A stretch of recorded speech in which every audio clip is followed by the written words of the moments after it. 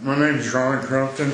I suffer from a form of stenosis in my back, which is the restriction of the spinal column, which causes the nerves to shrink on each other.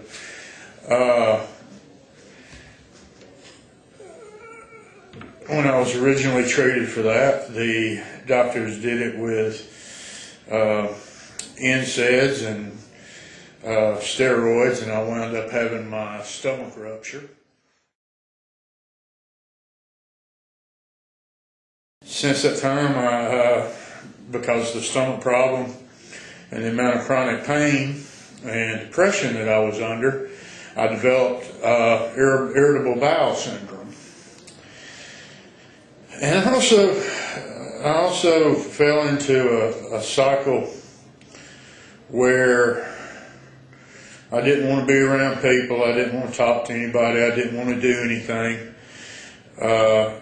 All I wanted to do was just, wallow in my own self-pity and just be left alone. And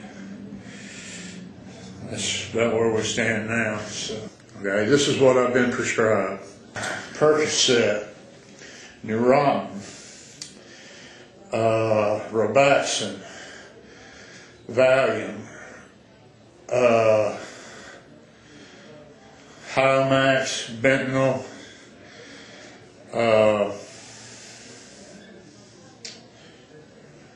hydrochlorothiazide, which is for blood pressure.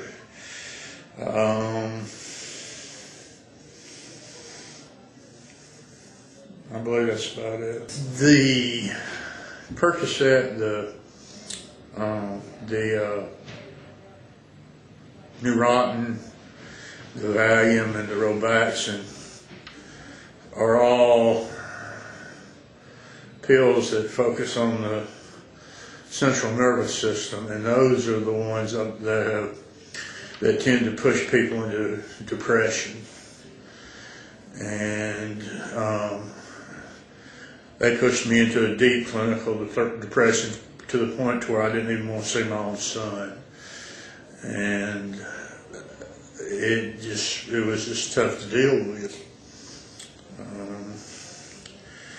The Bentonol and the Max and that stuff, that's for my stomach now, and it's worthless.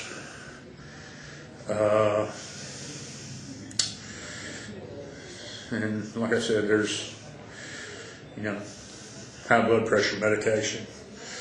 So, and that's just the ones that I take that I have issues with, that make me sick or depressed or so forth.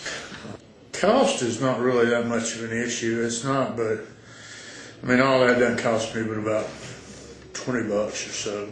Because I was fortunate enough when this happened to get on Social Security disability, and I have Medicare, and Medicare pays for the drugs, but it doesn't pay for the effects that it has on me. I heard about it before I ever really got sick. I heard about the medical marijuana laws that got passed in California and so forth back then, and it never crossed my mind until that's the majority of what I heard, but it didn't really cross my mind that it might help me until around 2008 or so. And in 2008, I just came to the decision that the drugs that they had me on were doing me far more harm than they were helping me. So I made a few phone calls and started an experiment, and it worked. Everything, right down the line, every one of those drugs that I mentioned, I could throw away. I don't need them. None of them does as much as what the marijuana does, and it doesn't do it. I don't have the problem of something wearing off before it's supposed to. I smoke marijuana twice a day, and that's all it takes. You know, I take Percocet 4 times a day, and it doesn't get rid of the pain in the nerve in my right leg, but the marijuana, I mean, it numbs it down. It doesn't get rid of it, but it numbs it down to the point to where it's, you know, actually livable on. So there's several things. I don't like some of the neighborhoods that I'm forced to deal with. They're not particularly, you know, a garden spot. And when you get right down to it, you're dealing with a drug dealer. So, and it takes up a lot of my time.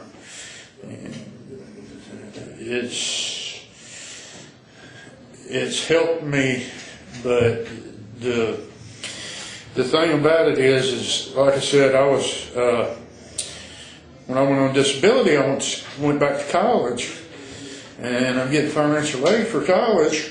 And if I get a marijuana arrest, then I'm no longer eligible for financial aid. Technically, if I get a marijuana arrest, I could be canceled from Medicare.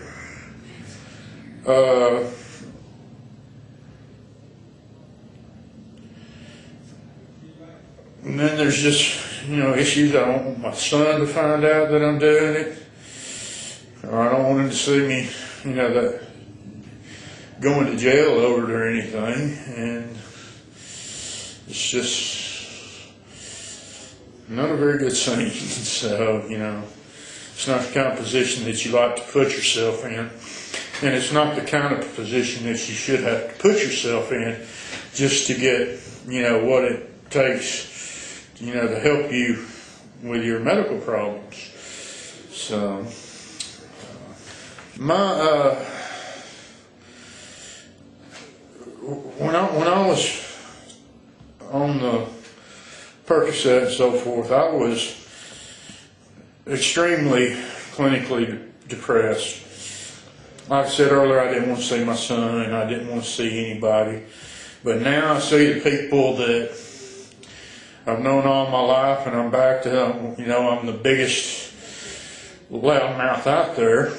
And my son calls me more often, wanting to come see his dad, because I guess, you know, me being clinically depressed has something to do with, you know, how cool it is to hang out with me.